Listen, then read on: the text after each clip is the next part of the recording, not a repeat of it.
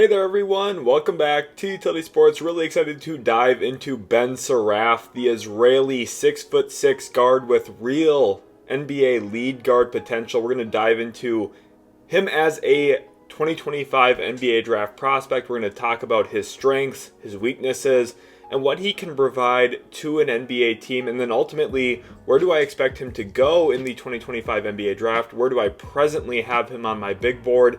I'm really excited for this video. I've been spending a lot of time diving into Saraf's game to break it down for you so you don't have to put as many hours and as much time as I do into this. So I hope you guys do enjoy. Be sure to leave a like and subscribe to the channel, especially if you're new, especially if you enjoyed the content today. Let's jump into it now, talking about Saraf's physicals, who he is as a prospect. As I mentioned, he was born in Israel, represented Israel during the FIBA U18 European Championships most recently, actually garnered MVP honors in that tournament as well, averaged over 20 points per game, and averaged a good number of assists as well in the process there. Standing at about 6'6", he just turned 18 years old in April of 2024, which means he will be just a little bit over 19 years old when it comes to the 2025 NBA draft. He is playing for Ratio Farm Ulm this upcoming season, already actually debuted for them as well. And in his season debut, he scored over 20 points in just 24 minutes, was extremely efficient and productive, just like he was throughout those U18 European Championships I've already referenced. Saraf continues to impress with both his physical skill set as a taller potential lead guard, but also with his actual productivity, his efficiency, and some of the actual skills we've seen him really grow into, blossom, and develop. And the area of his game that most impresses me is just the perimeter skill set. You guys remember, if you've been watching the channel for a while, how high I am on the trio of dribble, pass, and shoot. And when you have a prospect and a player who is capable of doing those three things at a very high level, that becomes a build-around player for your offense. When you're talking about perimeter offensive creation, those are the three primary tenets to creating a really good look and having offensive generation, especially in the NBA with the spacing, the pace that you play with. Skill set really trumps everything for me. Obviously, potential, athleticism, those things are very prestigious and in a lot of ways can be very attractive regarding NBA draft prospects. But for someone like Ben Saraf, who maybe isn't the most explosive athlete, the skills are there to make up for it. So when we look at him as an offensive creator, there is a lot of isolation talent for him to work with when it comes to his touch, his ability to knock down jump shots, and most specifically the handle. That is what really impresses me. He just has a strong ability to get to spots, create out of isolation. You see the step back there on your screen right now. Doesn't get it to go, but he's an impressive ball handler. Look at this, with the defender draped all over him. In a couple of clips, you'll see a very similar play again. But his ability to create out of isolation, beat his man off the dribble, that is really at the heart of his game. We saw it all FIBA U18 tournament long, where defenders just could not stay in front of him for his own age group. He was dominant, and look at him just knocking down heavily contested shots like it's nothing. And watch him here create with an in and out dribble, completely to turn his defender around. He is just an impressive prospect when it comes to his actual dribbling capabilities, creating out of isolation. Another step back here, gets that one to go. That's something I think he can continue to add into his game, a little bit more reliability on that step back jump shot. I think as he grows and blossoms as a creator, his ability to knock down shots, create space for himself, as he continues to develop, I think we're going to see a real uptick for him in the utilization of that step back especially, but also going to certain spots on the court, attacking as a downhill creator, in some ways stylistically similar to James Harden. Obviously the left-handed comparison, comparable size as well. James Harden about 6'5", Ben Saraf about 6'6". We'll see where he actually measures when it comes to the actual combine about a year from now, a little bit less than a year from now.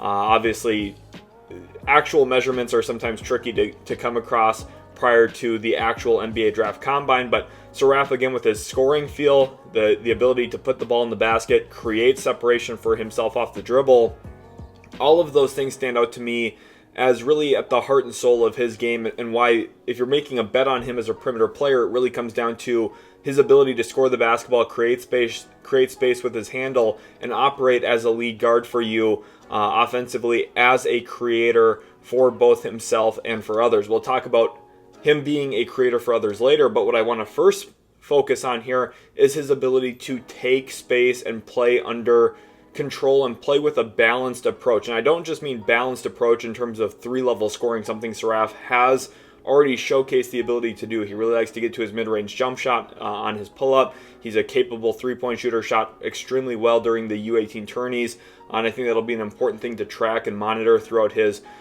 tenure this upcoming season with Rashio Farm Ulm. How well is he shooting the three ball especially? I think that will be an important trait for him to carry through this pro season going into his future NBA seasons. But then also the ability to get to the rim. But I'm talking more so about balance, playing off of 2 feet.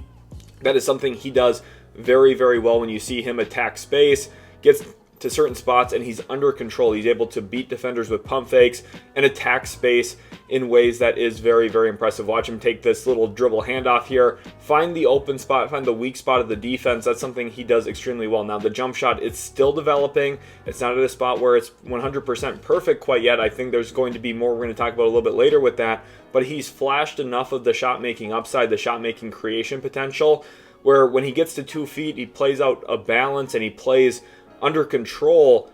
He has the handle, he has the creativity, he has the scoring touch to become a dynamic scoring option with the ball in his hands. And when we're talking about upside, again, people love to talk about the athleticism, the size, as forms of potential. I really think the skill set needs to be at the heart of potential. If you are budding in a bunch of different ways, if you have a really dynamic game where you can attack both right and left off the dribble, if you can go to a step back, if you can attack downhill, if you can pull up into mid-range pull-ups, it makes you very, very difficult to guard. And as he progresses, as he develops and matures, he's going to get better and better in these areas, which would make him an even more impossible task to defend. And I think with that in mind, when you think about his isolation scoring potential, his ability to score with the ball in his hands, to be a lead guard, you need to be more than that. You can't just be a primary scoring option for a team. And I think that's something we're seeing right now, for example, with the Minnesota Timberwolves. Anthony Edwards coming into the NBA, we knew he would be capable of scoring. We knew he had real scoring upside to grow into. And one of the things he's developed most in the first 4 years of his NBA career has been the playmaking, working out of pick and roll, working out of making weak side reads. That's something I think Anthony Edwards has gotten a lot better at early in his career. Now, obviously, Ant also had the incredible athleticism, tremendous strength and size for his position as well. Saraf maybe doesn't have some of those other traits, but what he does have over Anthony Edwards is much better passing feel. When you look at him as someone who is a decision maker with the ball in his hands, he constantly makes the right read. And that's something where in these first couple of clips, you're going to see him making passes to the strong side of the floor. And these are almost like checkdowns for NFL quarterbacks. These aren't super exciting. These aren't super sexy plays where you're like, oh my gosh, look at this pass.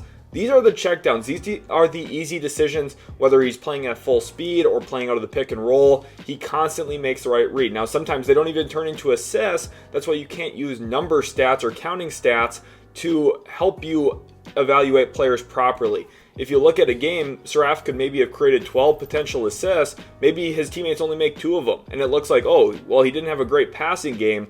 But in reality, he could have. Sometimes they just don't cash in the opportunities. And you look at the strong side here. Again, this is another great example of utilizing his scoring gravity.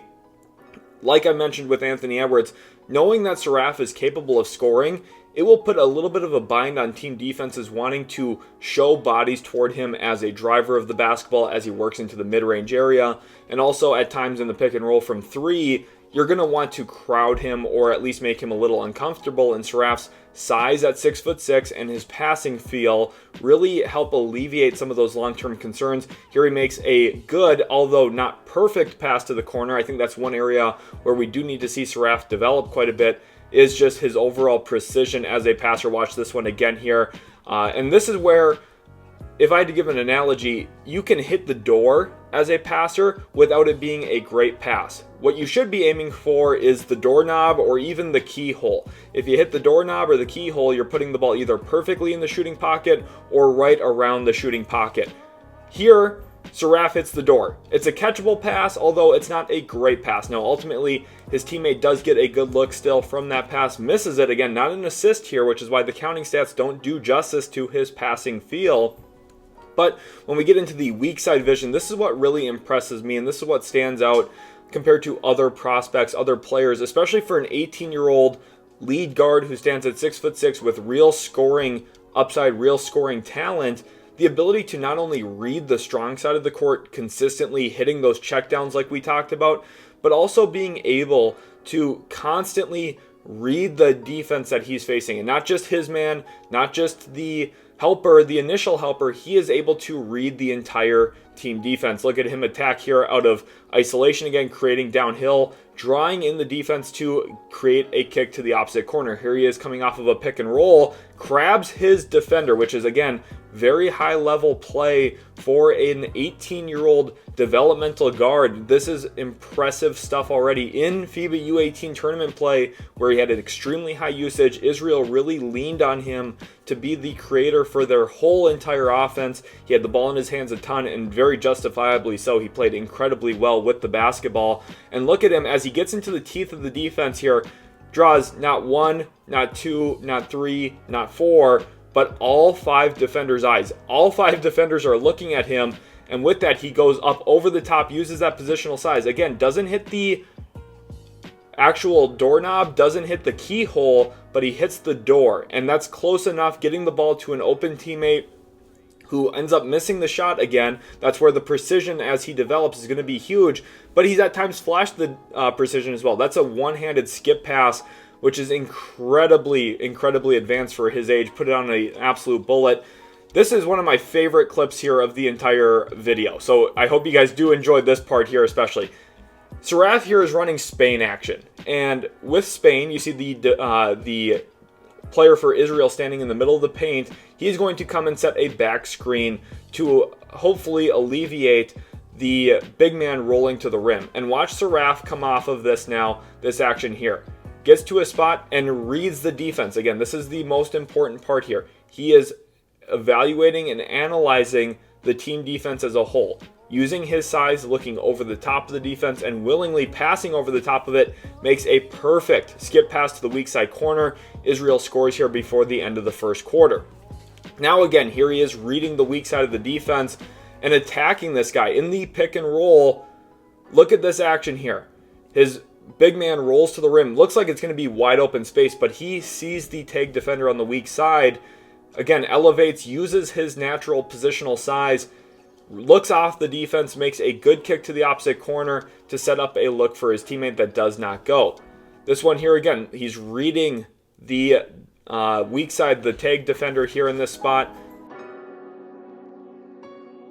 Delivers a precise pass, an accurate pass. Teammate does not connect again. So you're probably noticing throughout this video so far how the accuracy and the decision making doesn't always show up in the actual box score when it comes to raw assist numbers. Now, I'm not here to say he's Magic Johnson. I'm not here to say he's Rajon Rondo. I think there is a big difference between those types of passers with the precision, the timeliness, the accuracy that they pass the basketball with, and the sheer ability to make any pass at any given time. Saraf's not there in his development, but with his scoring gravity, with his scoring potential as an on-ball creator, the fact that he's able to make these weak side reads so consistently and routinely is a really strong kind of point to how gifted and how talented he is as an 18-year-old guard prospect at this point in time. Look at him here again, drawing not one but two help side defenders. And again, this is where the positional size, if Ben Saraf was 6'1", 6'2", maybe even 6'3",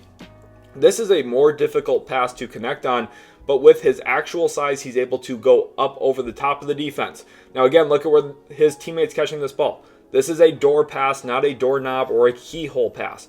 The recipient of the pass had to bend down, catch it. This is nowhere near the shooting pocket, but it's a good enough pass to create an open shot opportunity for his team. Now, does it go?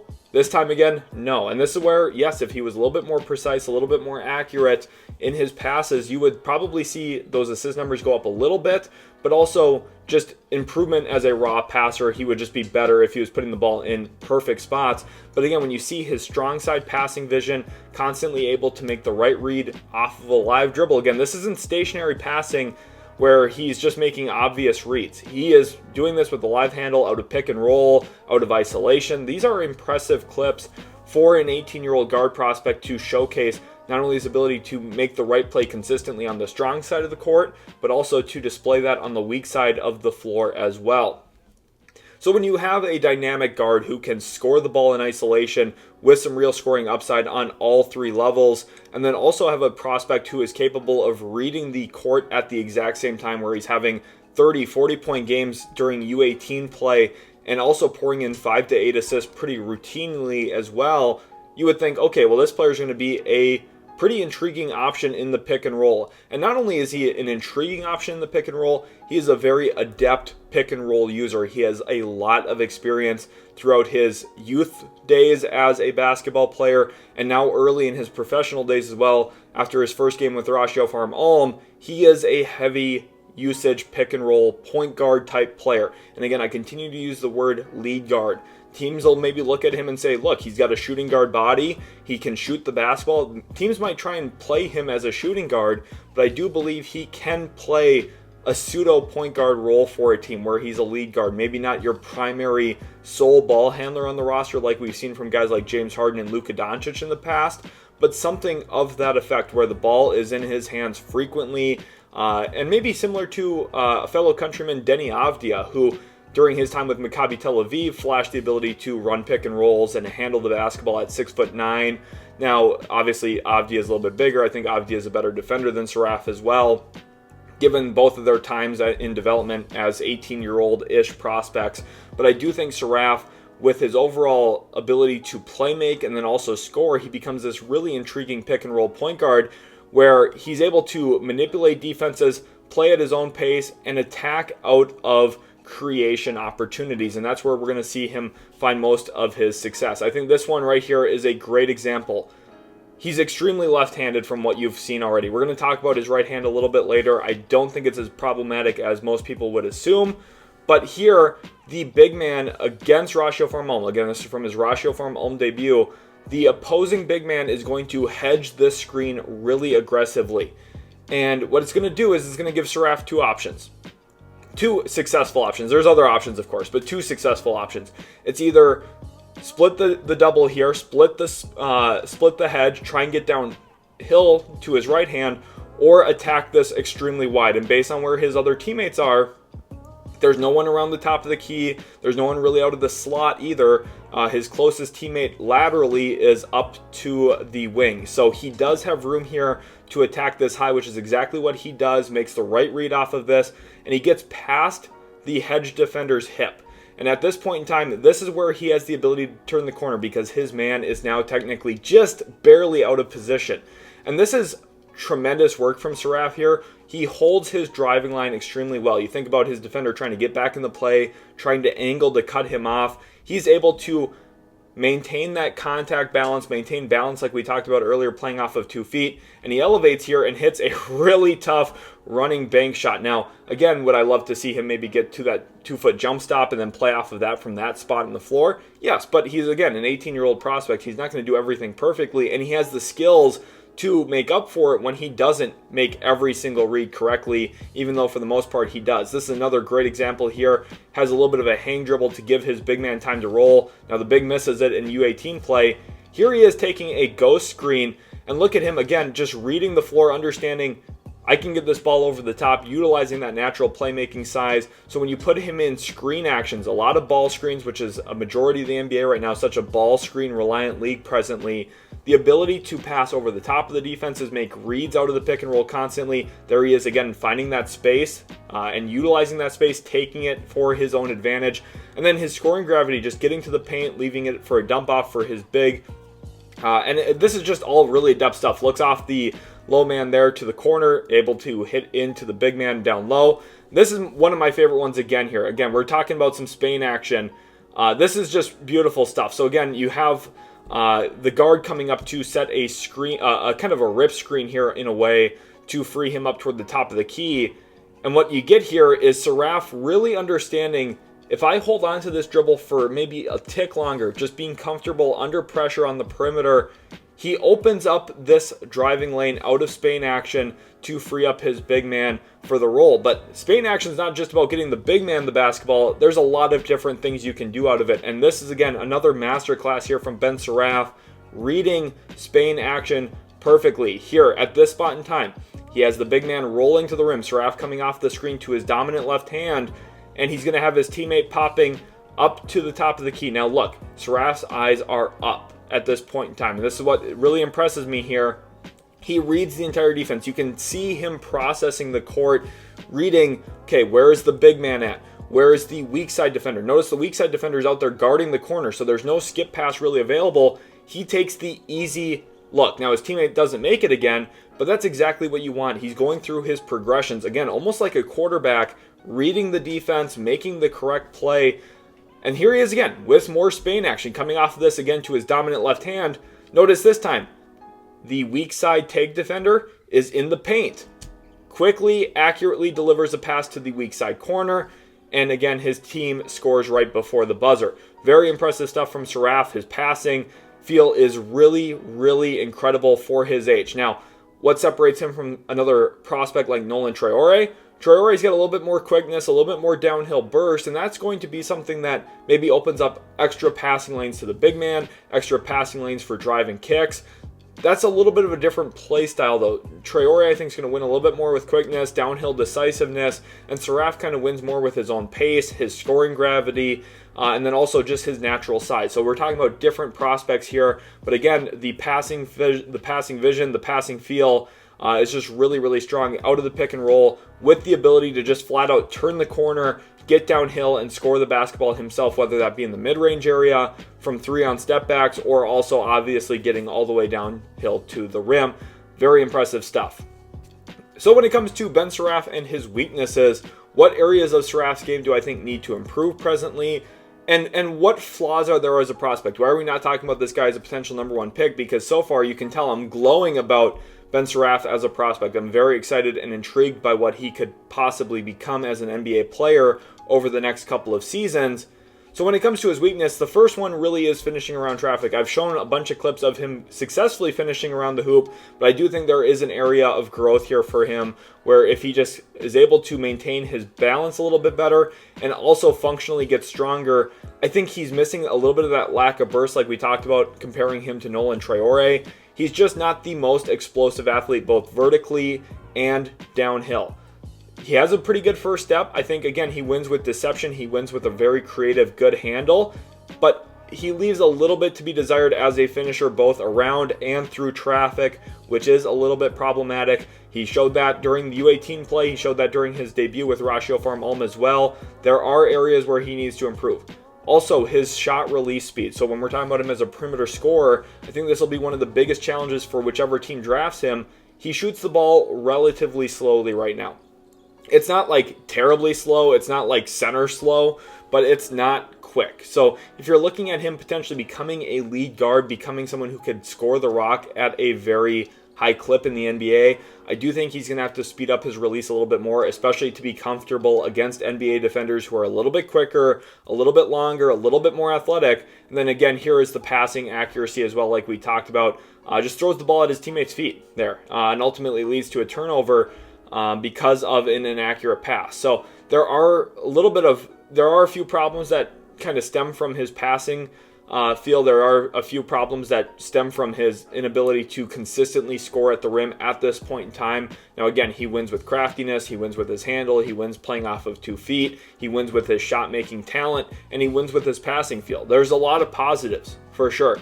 But when it comes to the negatives, there are things that he just definitely needs to clean up. I think it's going to be very beneficial for him to get a ton of reps. Now going into his rookie season, which is quite a ways from now, going into his rookie season, I think there's going to be a bit of work that has to be done for him as a play finisher, both as a catch and shoot guy and as an actual slasher cutter. And then I think also, again, like I've mentioned multiple times throughout this video, just accuracy and precision of his passes for him to become a lead guard, for him to assume that kind of role, you have to be so good. And that's one of my big concerns right now is he great enough? Because I think there's a lot of upside. I think there's a ton of talent and a ton of skill here that points to Ben Saraf being a great, and I mean really great NBA player. But at the same time, is he great enough to be the on-ball guy? Is he great enough to be the lead option for an NBA team? Is he going to be allowed to play in 20, 25 pick and rolls a game in the NBA? And that's obviously the hardest part. So when it comes to my overall thoughts, my overall ranking of him presently, I view him as a potential top 5 pick in the 2025 NBA draft. I believe I'm higher on Ben Saraf than pretty much anyone else at this point in time. And if not everyone else, I'm in the 99th percentile presently when it comes to belief in Ben Saraf. You saw that in my most recent mock draft. I'm a big believer that he will ascend to be a top 10 pick in the 2025 NBA draft. I think he's going to have a tremendous season for himself at Ratio Farm Ulm. Now, it is still incredibly early. I'm recording this before a single college basketball game has been played in the 2024-2025 season. So there's a lot of shifting that will happen yet. Depending on how the college season goes, I could maybe see Saraf going as high as pick number 2. I don't think he will supplant Cooper Flagg for the number 1 pick. I would be completely shocked by that. And depending on the season Nolan Traore has, I think that probably the most realistic highest number Saraf could reach is probably pick number 3. But more than likely, I could see him anywhere from about pick number 4 to pick number 9 in this year's draft. Now, again, it's incredibly early, so don't hold me to that number right now. I'm recording this in September, and the draft is next June. So we've got a little bit of time before we really get to those real final conclusions, final predictions. You guys are going to want to stick around for more mock drafts, more big board analysis, more prospect breakdowns. It was a ton of fun to record here on Ben Saraf. If you are a fan of Ben Saraf's game, make sure to leave a like and subscribe to the channel for more. I'm a huge believer in his. Let me know what prospect you'd like to hear about next, and we'll catch you in the very next Utility Sports video.